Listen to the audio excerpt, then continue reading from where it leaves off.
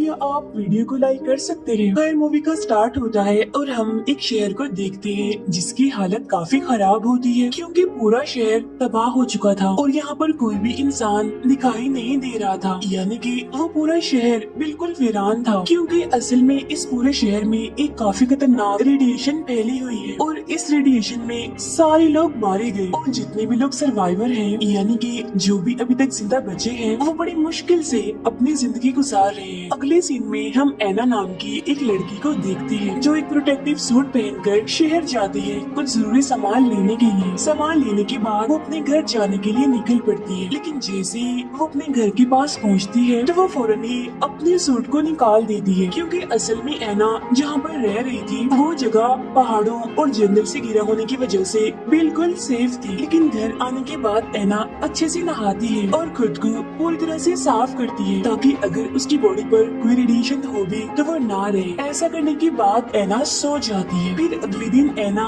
जो अपने डॉग के साथ अपने लगाए हुए ट्रैप को देखने के लिए जाती है तो वो देखती है कि इस ट्रैप में तो कोई भी चीज नहीं फंसी, यानी जो उसके खाने के काम आ सकती। लेकिन तभी अचानक से एना का डॉग वहाँ से भागने लगता है, इसीलिए अब एना भी उसके पीछे पीछे जाने लगती है। जहाँ वो अपने डॉग का पीछे करते करते एक अजीब तरह की दिखने वाली गाड़ी के पास पहुँचती है और तभी उसका डॉग किसी को देखकर वहाँ से भागने लगता है। इसी वजह से अब एना भी एक जगह पर छुपकर ये देखने लगती है कि आखिर वहाँ पर कौन है, इन्हें जिसको देखकर उसका डॉग वहाँ से भाग गया। जहाँ पर एना देखती है कि एक आदमी एक सूट पहने उसी गाड़ी के पास आता है और इस आदमी का नाम जॉन होता है। फिर वो अपनी मशीन से वहाँ पर रेडिएशन चेक करने लगता है, लेकिन उसे यहाँ पर रेडिएशन नहीं मिलती, जिसकी वजह से जॉन काफी खुश हो जाता है और वो अपना सूट उतार देता है और खुशी से जोरों जोरों से चिल्लाने लगता है। खैर ऐसा करने के बाद जॉन वहाँ से आगे बढ़ जाता है। जहाँ उसके जाने के बाद एना अब उसकी गाड़ी के पास आती है, लेकिन तभी एना का डॉग उसे अपने साथ चलने के लिए कहता है और जब एना उसके पीछे पीछे जाती है तो उसे एक जगह पर जॉन दिखाई देता है जो कि इस टाइम वाटरफॉल से गिरने वाले पानी में नहा रहा होता है। तब एना फौरन से भागकर उसके पास आती है और जल्दी से उसे पानी से निकलने का कहती है, लेकिन जब जॉन एना के पास गन देखता है तो वो डर भी जाता है और अलर्ट भी हो जाता है, इसीलिए वो फौरन से ही अपनी गन उठाकर एना पर पॉइंट कर देता है। तब यहाँ पर एना जॉन को समझाती है कि देखो मैं यहाँ पर तुम्हें कोई नुकसान पहुँचाने नहीं, तुम्हें मारने नहीं आई, बल्कि मैं तो तुम्हारी बेहतरी के लिए यहाँ पर आई हूँ, तुम्हें मना करने के लिए कि तुम इस पानी में ना नहाओ क्योंकि असल में ये पानी शहर में से आ रहा है जो कि रेडियो एक्टिव है। तब ये सुनकर जॉन एकदम से घबरा जाता है, इसीलिए वो एना की बात मानते हुए फौरन से ही पानी से बाहर आ जाता है। लेकिन तब तक रेडिएशन उसकी बॉडी में जाकर उसकी पूरी बॉडी में फैल जाती है, जिसकी वजह से जॉन की हालत खराब हो जाती है और उसे वॉमिट्स होने लगती है। तब जॉन फौरन से ही अपनी गाड़ी के पास आकर गाड़ी में से इंजेक्शन निकाल कर खुद को लगाने की कोशिश करता है, लेकिन उससे ऐसा नहीं हो पाता, यानी कि वो खुद को इंजेक्शन नहीं लगा पाता। इसीलिए इस चीज में यानी कि इंजेक्शन लगाने में एना उसकी मदद करती है। फिर वो जॉन को अपने घर के पास लाकर उस पर पानी डालकर उसे अच्छे से साफ कर देती है। ऐसा करने के बाद वो जॉन को घर के अंदर ले आती है, जहाँ जॉन की तबीयत अभी भी काफी खराब होती है। अगले दिन एना जॉन के लिए उसकी दवाई लाकर उसे दे देती है, लेकिन इसके बावजूद भी उसकी तबीयत ठीक नहीं होती, बल्कि उसकी हालत तो देखते ही देखते खराब होती जा रही। लेकिन इसके बावजूद भी एना उसका काफी ख्याल रखती है, उसकी अच्छे से देखभाल करती है। और फिर रात को जब एना जॉन को देखने के लिए आती है तो वो देखती है कि जॉन को तो काफी तेज बुखार है और वो तड़प रहा होता है। इसी वजह से अब एना उसे ठंडे पानी की पट्टियाँ करती है, लेकिन इसके बावजूद भी जब अगले दिन उसकी तबीयत ठीक नहीं होती, उसको होश नहीं आता, तो इस वजह से एना काफी परेशान हो जाती है और वो सच्चे दिल से जॉन की हेल्थ के लिए प्रे करती है, जहाँ एना की दुआ कबूल भी हो जाती है क्योंकि अब देखते ही देखते जॉन की तबीयत ठीक होने लगती है। फिर शाम को जब एना घर के बाहर बैठकर जॉन से बातें कर रही होती है तो तब एना जॉन को एक फोटो एल्बम दिखाती है जिसमें एना के भाई की पिक्चर होती है। साथ ही एना जॉन को बताती है कि असल में मैं यहाँ पर अपनी फादर और अपने भाई के साथ रहती थी, लेकिन रेडिएशन की वजह से मेरे फादर की मौत हो गई। लेकिन फिर एक दिन जब मेरा भाई जरूरत का सामान लेने गया तो तब से वो वापस नहीं आया, उसका कुछ भी अता पता नहीं है कि वो कहाँ पर है, वो जिंदा भी है, ठीक भी है या फिर नहीं। अब ये सुनकर जॉन भी काफी दुखी हो जाता है और वो बड़े गौर से एना को देखने लगता है। फिर अगले दिन जब एना खेती कर रही होती है तो तब जॉन उसके पास आकर उससे सवाल करता है कि तुम्हारे पास तो ट्रैक्टर है तो फिर तुम उसका इस्तेमाल क्यों नहीं करती, ऐसे खेती क्यों कर रही हो। ये सुनकर एना कहती है कि ट्रैक्टर चलाने के लिए हमें फ्यूल चाहिए जो कि हमारे पास नहीं है। तब ये सुनकर जॉन कहता है कि यहाँ से कुछ ही दूरी पर एक गैस स्टेशन है, हम वहाँ जाकर फ्यूल ले आएंगे। तब ये सुनकर एना कहती है लेकिन वहाँ पर काम करने वाला कोई वर्कर नहीं है यानी जो मुझे फ्यूल देगा। ये सुनकर जॉन उससे कहता है कि तुम इतने टाइम से यहाँ पर रह रही हो, तुम फिर भी फ्यूल हासिल न कर सकी। तब ये सुनकर एना उससे कहती है कि तुम फिक्र मत करो, मैं बहुत जल्दी फ्यूल कहीं ना कहीं से ले आऊंगी। इसीलिए अब एना जाती है और फ्यूल ले आती है और उस फ्यूल को वो कैन में भर लेती है। अब एना को ऐसा करता हुआ दूर से जॉन देख रहा होता है। घर आने के बाद एना काफी खुश होती है और वो जॉन का शुक्रिया अदा करते हुए उससे कहती है कि अकेले रहते रहते मेरे जहन से ये बात ही निकल गई कि मैं वहाँ पर खुद जाकर भी तो फ्यूल निकाल सकती हूँ। जिस पर जॉन कहते हैं कि हाँ, अकेले रहने से ऐसा ही फील होता है हमें, क्योंकि मैं भी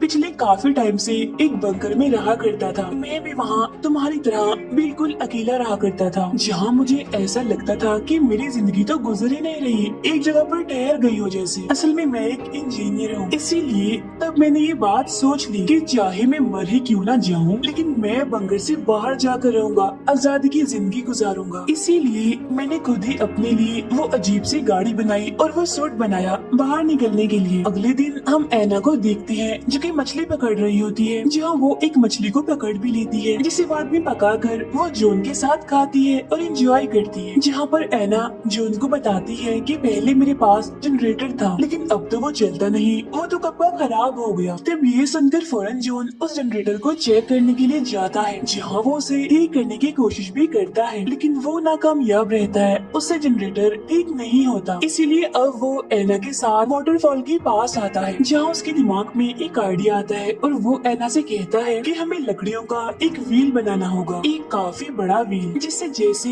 इस वाटरफॉल का पानी उस पे गिरेगा तो वैसे ही वो व्हील घूमने लगेगा, जिससे होगा ये कि जनरेटर ऑन हो जाएगा। जो उनका ये आइडिया एना को भी काफी पसंद आता है और वो काफी खुश हो जाती है। इसीलिए अब ये दोनों घर आकर लकड़ियों का बंदोबस्त करने का सोचने लगते हैं। यहाँ जॉन एना से कहता है कि हम चर्च को तोड़कर इसकी लकड़ियों से एक काफी बड़ा व्हील बना सकते हैं जितना कि हम चाहते हैं, लेकिन एना उसे ऐसा करने के लिए मना कर देती है, क्योंकि जब वो अकेली थी, यानी जब उसका अकेलापन था, तब उसका सहारा सिर्फ और सिर्फ ये एक चर्च ही था। तब यहाँ पर जॉन एना को समझाता है और कहता है कि अगर तुम दिल से प्रे करोगी तो तब तो तुम्हें चर्च जाने की जरूरत भी नहीं पड़ेगी। लेकिन इसके बावजूद भी अब एना को बुरा ना लगे तो इसीलिए वो जनरेटर को ठीक करने के बारे में सोचना बंद कर देता है, जहाँ बाद में एना चली जाती है खेती करने के लिए। अब जॉन एक वीरान पड़ी हुई सुपरमार्केट में आ जाता है, जहाँ पर उसे शराब की कुछ बोतल्स मिलती है, जिनको जॉन वहीं पर ही बैठकर पीने लगता है। और जब एना वहाँ पर आती है तो तब जॉन उसको देखकर ज्यादा ड्रिंक करने लगता है और बहुत ज्यादा नशे में हो जाता है। इसीलिए एना जैसे तैसे करके जॉन को घर ले आती है, जहाँ जॉन एना पर काफी चिल्लाने भी लगता है, जिस वजह से एना उदास होकर नाराज होकर वहाँ से चली जाती है। फिर अगली सुबह जॉन एना के लिए नाश्ता लेकर आता है और पिछली रात जिसने एना के साथ मिसबिहेव किया होता है वो उसके लिए भी एना से माफी मांगता है। तब उसकी माफी सुनकर एना कहती है कि इट्स ओके, मैं नाराज नहीं हूँ, रिलैक्स हो जाओ। अब हम रात का सीन देखते हैं, जहाँ पर वो दोनों कैंडल लाइट डिनर कर रहे होते हैं, जहाँ एना एकदम से बहुत ज्यादा शराब पीने लगती है। हालांकि जॉन उसे इतनी शराब पीने से मना करता है, लेकिन इसके बावजूद भी वो जॉन की एक नहीं सुनती और बहुत ज्यादा शराब पी लेती है। जहाँ बहुत ज्यादा ड्रंक होने की, नशे में होने की वजह से वो अपने होश भी खो देती है। उसको कुछ भी पता नहीं चलता कि वो क्या कह रही है, क्या कर रही है। इसीलिए वो नशे में ही जॉन को शादी के लिए प्रपोज करने लगती है, लेकिन जॉन उसको शादी के लिए फिलहाल मना करते हुए कहता है कि अभी हमारे पास और भी बहुत सारी परेशानियां हैं, इसीलिए हम शादी करने के बारे में बाद में सोचेंगे। जिस पर एना मान भी जाती है। फिर अगले दिन एना जब अपने डॉग के साथ जंगल में होती है, तभी उसका डॉग उसके पास से भागकर एक आदमी के पास आकर रुक जाता है। यहाँ पर हमें इस आदमी का नाम भी पता चलता है। इसका नाम कैलब होता है, जो दिखने में ठीक नहीं लग रहा था। इनकी उसकी तबीयत खराब लग रही थी और वो मदद में ऐना से पीने के लिए पानी मांगता है। इसीलिए ऐना उसकी मदद करने के लिए उसे पानी देने के लिए अपने घर के पास लाती है। तब उसे देखकर जॉन कैलब पर गन पॉइंट कर देता है। तब ऐना उसे समझाते हुए कहती है कि रुक जाओ, तुम इसको शूट मत करना, ये हमसे कुछ नहीं चाहता, इसको बस पानी चाहिए। इसीलिए अब ऐना कैलब की हेल्प करते हुए उसको पीने के लिए पानी देती है। यहाँ पर कैलब उनको बताता है कि मैं यहाँ पर कुछ दूरी पर बनी एक केव में अपने साथियों के साथ रह रहा था, लेकिन रेडिएशन की वजह से मेरे सारे साथी मारे गए। इसीलिए अपनी जान बचाने के लिए मैं वहाँ से भाग गया। तो इसी वजह से क्या कुछ दिनों के लिए मैं भी आप लोगों के साथ रह सकता हूँ। तब इस पर जॉन उसे घर के बाहर रहने की परमिशन दे देता है। तब इस बात पर ऐना जॉन से कहती है कि हमें कैलब को घर के अंदर ही रख लेना चाहिए। इसीलिए अब वो कैलब को भी घर के अंदर ले आती है। फिर इसके बाद जब ये तीनों खाना खा रहे होते हैं तो यहाँ पर कैलब जॉन से सवाल करता है कि आखिर तुम इस तरफ कैसे आए थे। तब ये सुनकर जॉन कहता है कि असल में मैं नॉर्थ की तरफ जा रहा था, लेकिन तभी वहाँ से भागते हुए एक लड़का आया जिसकी उम्र काफी कम थी और उसकी हालत भी काफी खराब लग रही थी। वो लड़का मुझसे मेरा खाना चुराने की कोशिश कर रहा था, लेकिन रेडिएशन का शिकार होने की वजह से कुछ ही देर में उसकी हालत काफी खराब हो गई, जिसके बाद मैं उसे वहीं पर ही छोड़कर इस तरफ आ गया। खाना खाने के बाद ऐना कैलब को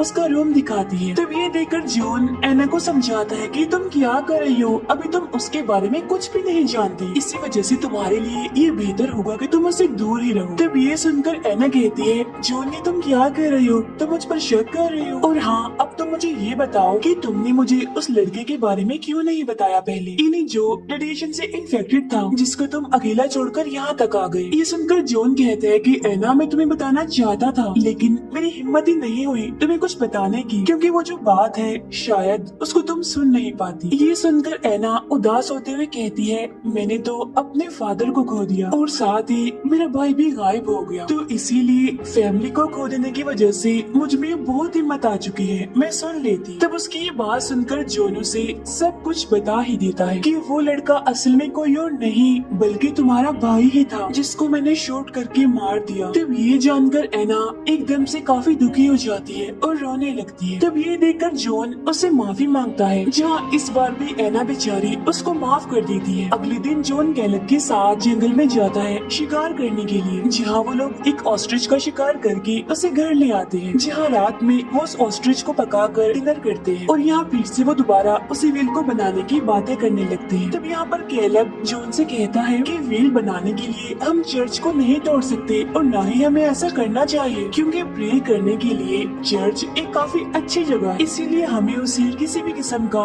कोई भी नुकसान पहुँचाना नहीं चाहिए। लेकिन यहाँ पर इस बार ऐना जॉन से कहती है कि तुम्हें जो ठीक लग रहा है तुम वैसा कर लो, मैं तुम्हारे हर काम में तुम्हारा साथ दूंगी, पूरा साथ। तब उसकी ये बात सुनकर जॉन चर्च को तोड़ने के लिए मान जाता है और फिर अगले ही दिन वो तीनों चर्च को तोड़कर उसे व्हील बनाने में लग जाते। अब देखते ही देखते ऐना और कैलब एक दूसरे के क्लोज होते जा रहे थे, यानी वो दोनों एक दूसरे के काफी करीब होते जा रहे थे। और ये देखकर जॉन को तो बिल्कुल भी अच्छा नहीं लगता, उसे काफी बुरा लगता है। इसीलिए वो ऐना को अपने पास बुलाकर उसे समझाता है कि तुम जो कर रही हो मुझे उससे बुरा नहीं लग रहा, क्योंकि ये तुम्हारी जिंदगी है, तुम्हें पूरा इख्तियार है और इसी वजह से तुम्हारा ये हक भी है कि तुम जिसके साथ चाहो उसके साथ रह सकती हो, यानी चाहे तो मेरे साथ या फिर कैलब के साथ। तब ये सुनकर ऐना कहती है कि जॉन तुम गलत सोच रही हो, ऐसा कुछ भी नहीं है। इतना कहने के बाद ऐना रोते हुए वहाँ से चली जाती है। अगले दिन हम देखते हैं कि उनका आधा व्हील बनकर तैयार हो जाता है, इसीलिए इस चीज की खुशी में रात को वो सभी कैंडल लाइट डिनर करते हैं, जहाँ पर वो तीनों एंजॉय करने के लिए तालाब के पास आ जाते हैं, जहाँ वो तीनों तालाब में जाकर एक गेम खेलते हैं, जिसमें कैलब एक बोतल को पानी के नीचे फेंक देता है, जहाँ अब वो दोनों इनके ऐना और जॉन बारी बारी में उस बोतल को ढूंढेंगे। इसीलिए अब पहले उस बोतल को ढूंढने के लिए जाता है जॉन, लेकिन उसे वो बोतल वहाँ पर नहीं मिलती। जिसके बाद अब एना जाती है बोतल को ढूंढने के लिए, जहाँ थोड़ी ही देर में एना पानी से बाहर आकर कहती है कि मुझे बोतल मिल गई है, लेकिन वो बोतल मेरे हाथ में नहीं लगी, बल्कि वो मेरे हाथ से छूट गई। लेकिन एना की इस बात पर कैलब को बिल्कुल भी यकीन नहीं होता, इसीलिए वो बोतल को चेक करने के लिए एना के साथ पानी में नीचे जाता है। तब ये देखकर भी फिर से जॉन को बुरा लगता है, इसीलिए जब वो दोनों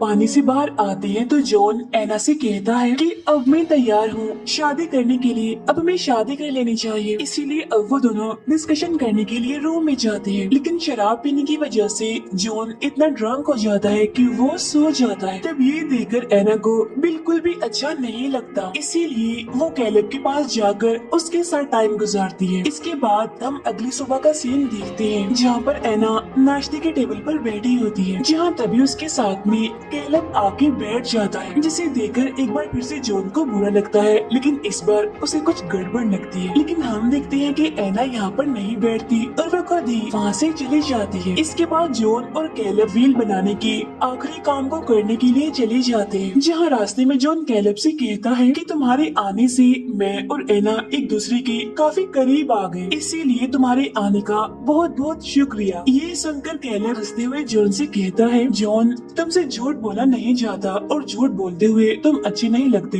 पकड़े जाते हो। असल में बात तो ये है कि तुम तो ये चाह रहे होगे कि मैं तो यहाँ पर कभी आता ही ना। और अब ये सुनकर जॉन उसकी बात का जवाब नहीं देता है। इसके बाद वो दोनों व्हील बनाने के लिए चले जाते हैं और अब जाकर उनका व्हील बनकर पूरी तरह से तैयार हो जाता है और अपनी मेहनत को पूरा होता देखकर वो दोनों ही काफी खुश हो जाते हैं। लेकिन जब कैलब सूट पहनकर रस्सी के सहारे ऊपर आ रहा होता है तो तभी अचानक से उसका पाँव स्लिप हो जाता है, जिस पर जॉन रस्सी पकड़कर उसको बचा लेता है। लेकिन अब जब दूसरी बार कैलब का पाँव फिसलता है तब दोनों यहाँ पर एक दूसरे की आंखों में आंखें डालकर देखते हैं। यहाँ पर कैलब जॉन की आंखों में अपने लिए नफरत दिखता है और वो फौरन समझ जाता है कि अब की बार जॉन मुझे नहीं बचाएगा। जिसके बाद ये सीन यहीं पे कट हो जाता है। अब इसके बाद जॉन अकेला ही घर वापस आता है, जहाँ पर एना उसके सामने ये रिवील करती है कि कल रात मुझसे एक काफी बड़ी गलती हो गई। मैं शराब के नशे में होने की वजह से अपने होश में नहीं थी,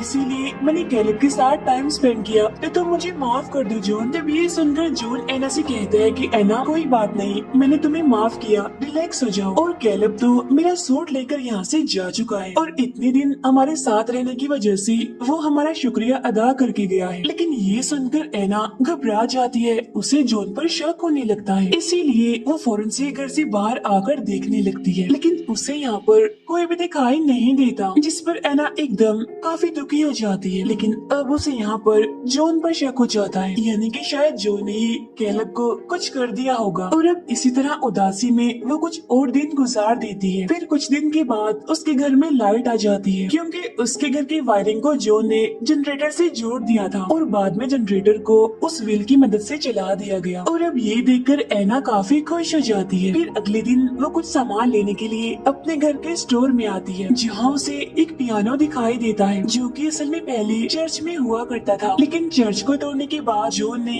इस पियानो को यहाँ पर रख दिया और अब उस पियानो को एना बजाने लगती है। तब इतनी ही देर में जॉन भी यहाँ पर आ जाता है, लेकिन अब एना जिस नजर से जॉन को देख रही होती है, उसे देखकर हम ये अंदाजा लगाते हैं कि एना को सब कुछ पता चल गया है, यानी कि जॉन ने ही कैलब को मारा है और साथ ही अब उसका जॉन पर से ट्रस्ट भी उठ गया है। जिसके बाद एना इसी दुख में उदास होते हुए पियानो बजाने लगती है, जहाँ इस पियानो को जॉन भी सुन रहा होता है। और फिर एना की इसी फीलिंग्स और दुख के साथ ही ये मूवी यहीं पर एंड हो जाती है।